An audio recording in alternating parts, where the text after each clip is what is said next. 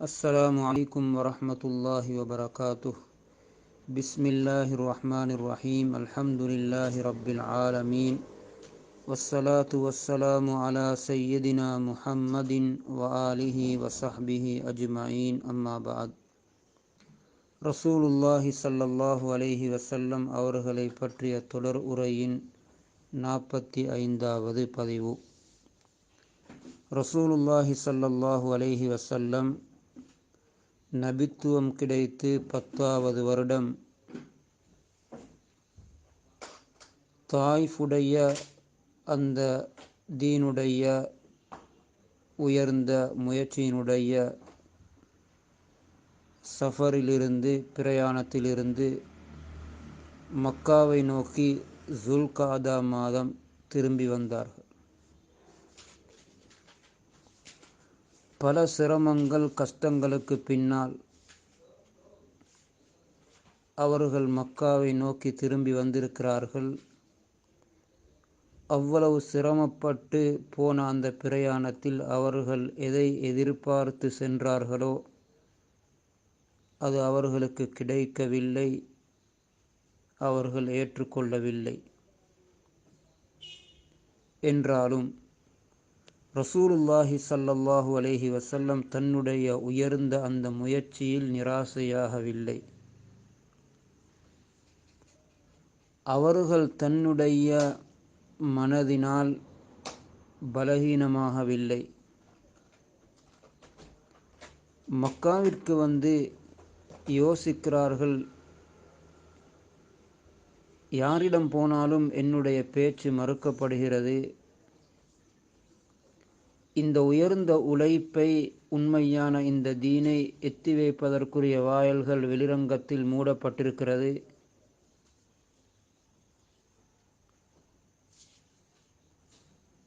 எல்லா புறங்களினாலும் துன்பங்கள், அநியாயங்கள் செய்வதற்குரிய முயற்சிகள் நடைபெற்று கொண்டிருக்கிறது.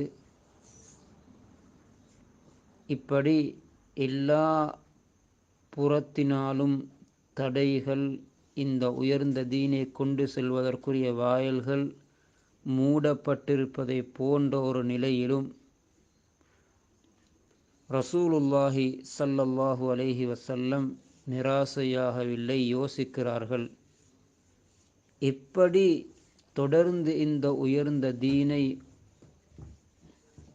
மக்களுக்கு எத்தி வைப்பது, வேறு என்ன வடிவங்களில் இதனை முன்னேற்றலாம், இதனை நிறைவேற்றலாம்.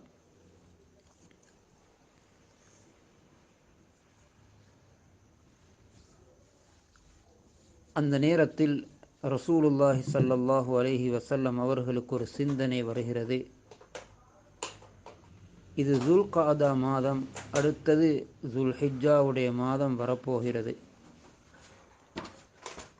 ஜாஹிலியா காலத்திலிருந்து, அது ஆரம்ப காலங்களிலிருந்தே ஹஜ்ஜுடைய அந்த அமல் ஏதோ ஒரு வடிவத்தில் மக்களின் மூலம் நிறைவேற்றப்பட்டு கொண்டிருந்தது.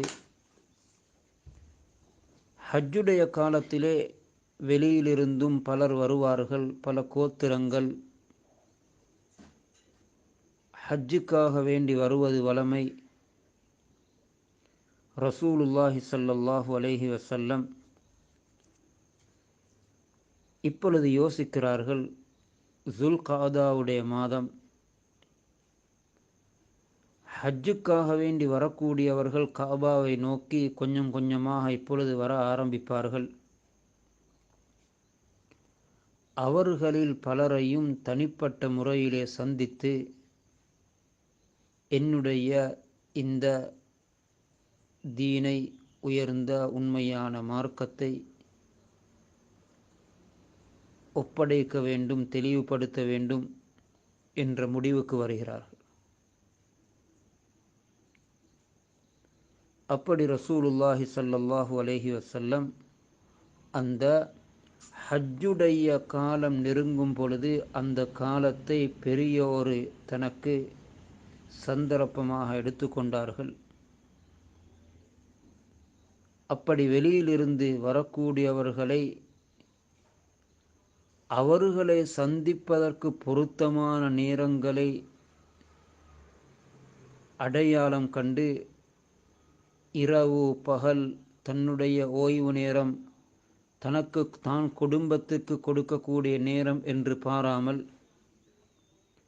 ஒவ்வொருவரையும் எந்த நேரத்தில் போய் சந்தித்து அவர்களுடன் பேசி இந்த தீனை தெளிவுபடுத்தி அவர்களுக்கு நேர்வழியின் பக்கம் வழிகாட்டலாம் என்று விளங்கினார்களோ அந்தந்த நேரங்களில் போய் அவரவர்களுக்கு ஏற்ப இப்பொழுது பேசுகிறார்கள். ரசூலுடைய முயற்சி.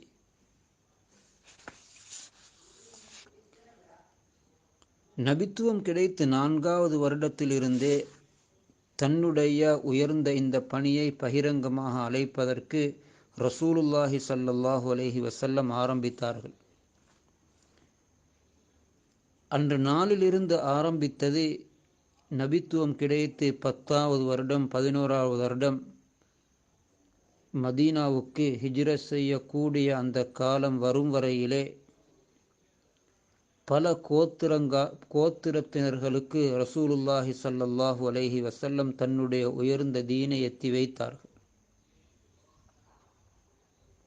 உதாரணத்துக்கு சொல்வதாக இருந்தால் ஆமிர் இப்னு சாத் கிளையினர், அதே போன்று முஹாரிப் கோத்திரத்தினர்,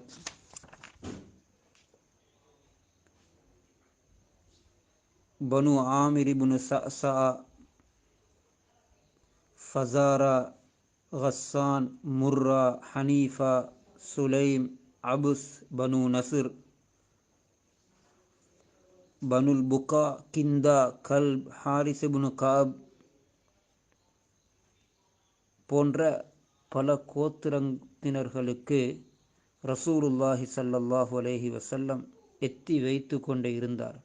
யாரும் ஏற்றுக்கொள்ளவில்லை.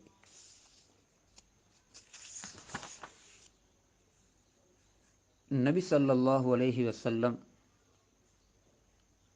இந்த ஹஜ்ஜுடைய சந்தர்ப்பத்தை பயன்படுத்தி தனிப்பட்ட முறையில் பலரையும் சந்தித்து பேசி அதற்காக வேண்டி நேரம் எடுத்து முயற்சி செய்தலில் அந்த 10வது வருடத்தினுடைய இறுதியிலும் 11வது வருடம் 12வது வருடம் போன்ற காலத்துக்குள் மிக முக்கியமானவர்கள், திறமையானவர்கள், சிறந்த வாலிபர்கள் ரசூலுல்லாஹி ஸல்லல்லாஹு அலைஹி வஸல்லம் அவர்களை ஏற்றுக்கொண்டார்கள். உதாரணத்துக்கு எப்படி ரசூலுல்லாஹி ஸல்லல்லாஹு அலைஹி வஸல்லம் இந்த சந்தர்ப்பத்தை பயன்படுத்துகிறார்கள் என்பதை நாம் கவனிப்போம். ரசூல் ஸல்லல்லாஹு அலைஹி வஸல்லம் அவர்களுடைய உள்ளத்தில் இருந்தது ஒன்றுதான், ஒரே ஒரு கவலையும் ஒரே ஒரு நோக்கமும் தான். எனக்கு பொறுப்பு கொடுக்கப்பட்ட இந்த உயர்ந்த உண்மையான தீனை, இந்த உயர்ந்த உண்மையான வெளிச்சத்தை, இந்த ஒளியை ஒவ்வொருவரிடமும் நான் போய் எத்தி வைக்க வேண்டும். ஆரம்பத்தில் சொல்லப்பட்டதை போன்று சூரிய வெளிச்சம் எங்கெல்லாம் படுகிறதோ, சந்திர ஒளி எங்கெல்லாம் நுழைகிறதோ, அந்த எல்லா இடங்களிலும் என்னுடைய இந்த தீன் போய் நுழைய வேண்டும் என்பதுதான் ரசூலுல்லாஹி ஸல்லல்லாஹு அலைஹி வஸல்லம் அவர்களுடைய ஒரே ஒரு கவலை.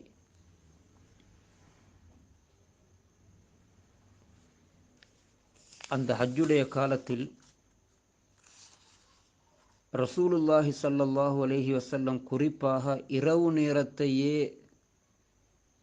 வெளியிலிருந்து ஹஜ்ஜுக்காக வேண்டி, அந்த வணக்கத்துக்காக வேண்டி வந்திருக்கக்கூடியவர்களை சந்திப்பதற்கு ஒதுக்கி கொண்டார்கள். காரணம், பகல் நேரங்களிலே போய் இவர்கள் குறிப்பிட்டவர்களை போய் சந்தித்து பேசும் பொழுது அதை பார்த்து கொண்டிருக்கக்கூடிய மக்காவினுடைய ரசூலுக்கு எதிராக செயல்பட்டவர்கள் அவர்களுடன் நபி ஸல்லல்லாஹு அலைஹி வஸல்லம் பேசிவிட்டு வந்ததன் பின்னால் அவர்கள் போய் இவர்களிடம் தப்பபிப்பிராயங்களை, பிழையான கருத்துக்களை சொல்லி அந்த உண்மையை ஏற்றுக்கொள்ள விடாமல் அவர்களுடைய மனதை மாற்றிவிடக்கூடியவர்களாக இருந்தார். எனவே அந்த எதிரிகளுக்கும் விரோதிகளுக்கும் தெரியாமல் எத்தனையோ பேரை இரவு நேரங்களிலே போய் இருட்டிலே சந்தித்து பேசியிருக்கிறார்கள்.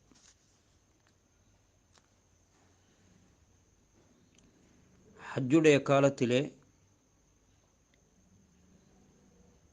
நபித்துவம் கிடைத்து 11வது வருடம் ரசூலுல்லாஹி ஸல்லல்லாஹு அலைஹி வஸல்லம் ஒரு நாள் இரவு அபூபக்கர் அலி ரலியல்லாஹு தஆலா அன்ஹு அவர்களை அழைத்து கொண்டு அப்படி நடந்து செல்கிறார்.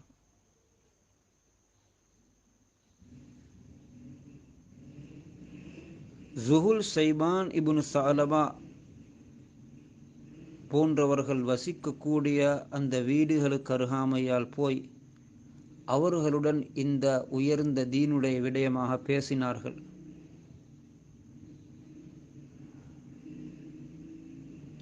அவர்களில் சிலருக்கும் அபூபக்கர் சித்தீக் ரலியல்லாஹு அன்ஹு அவர்களுக்கும் அழகான பேச்சுவார்த்தை நடந்தது.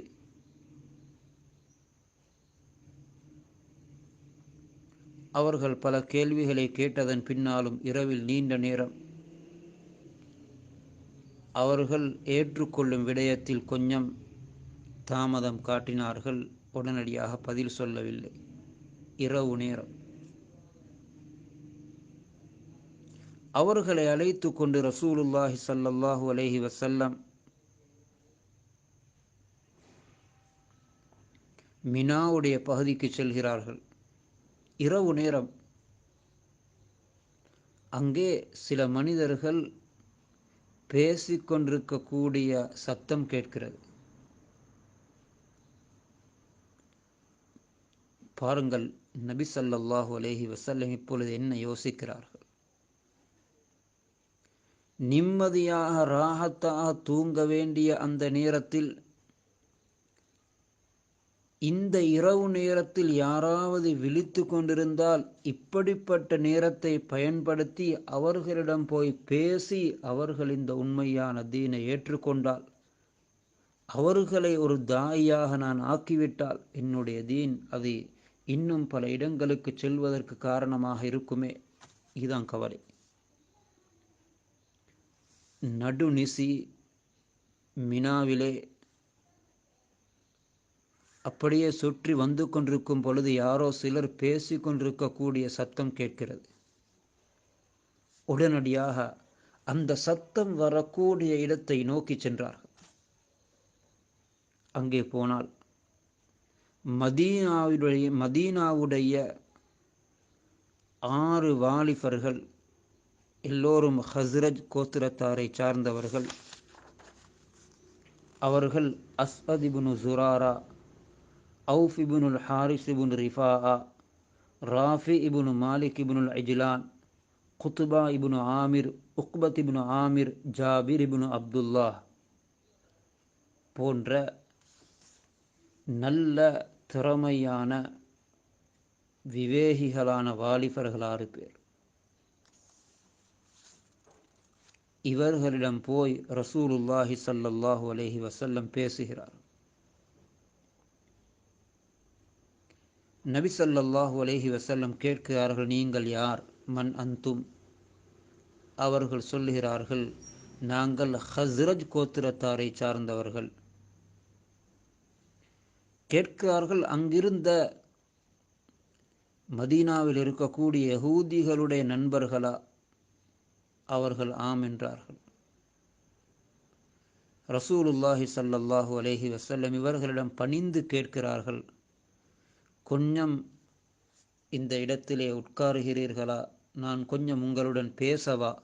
அஃபலா தஜ்லிசூன் உகல்லிமுக்கும்? அவர்களும் ஆம் என்றார்கள். அவர்களுடன் சேர்ந்து ரசூலுல்லாஹி ஸல்லல்லாஹு அலைஹி வஸல்லம் உட்கார்கிறார்கள். நடு இரவு. அந்த வாலிபர்களிடம் இஸ்லாம் என்றால் என்ன? இது எதை மக்களுக்கு போதிக்கிறது? என்பது போன்ற இஸ்லாத்தினுடைய சிறப்பம்சங்களை தெளிவுபடுத்துகிறார்கள். அவர்களை அல்லாஹ்வின் பக்கம் அழைத்தார்கள். குர்ஆனை அவர்களுக்கு ஓதி காட்டினார்கள்.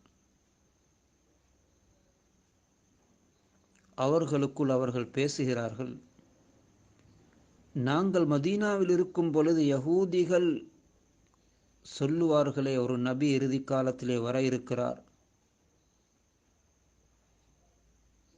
அவருடன் சேர்ந்து நாம் உங்களுக்கு எதிராக செயல்படுவோம் என்றெல்லாம் அடிக்கடி சொல்லுவார்களே, அந்த நபி இவராகத்தான் இருக்க வேண்டும். எனவே நாம் அவர்களுக்கு முன்னால் இவர்களை ஏற்றுக்கொள்வோம் என்று சொல்லி அந்த நடு இரவில் இந்த மிக முக்கியமான சிறந்த வாலிபர்கள் ஏற்றுக்கொண்டார். கிதாபுகளில் எழுதப்பட்டிருக்கிறது, வகானு மின் உகலாஇ யஸ்ரிப், மதீனாவினுடைய மிகப்பெரிய புத்திசாலிகளில் உள்ள வாலிபர். இரவு நேரம் முயற்சி எப்படிப்பட்டவர்கள் கிடைக்கிறார். அவர்கள் என்ன செய்தார்கள்? ரசூலுல்லாஹி ஸல்லல்லாஹு அலைஹி வஸல்லம் அவர்களிடம் பல விடயங்களை பேசிவிட்டு சொன்னார்கள், உங்களை பார்க்கும் பொழுது, உங்களுடைய பேச்சை கேட்கும் பொழுது எங்களுக்கு விளங்குகிறது, எங்களுடைய சமூகத்திலே தொடர்ந்து பல பிரச்சனைகள், சண்டை சச்சரவுகள் என்று நிம்மதி அற்று வாழ்ந்து கொண்டிருக்கிறோம். எல்லோரும் உங்களை ஏற்றுக்கொண்டு நீங்கள் சொல்லுவதை கேட்டால் நாம் சமாதானமாகவும் சந்தோஷமாகவும் வாழலாம்.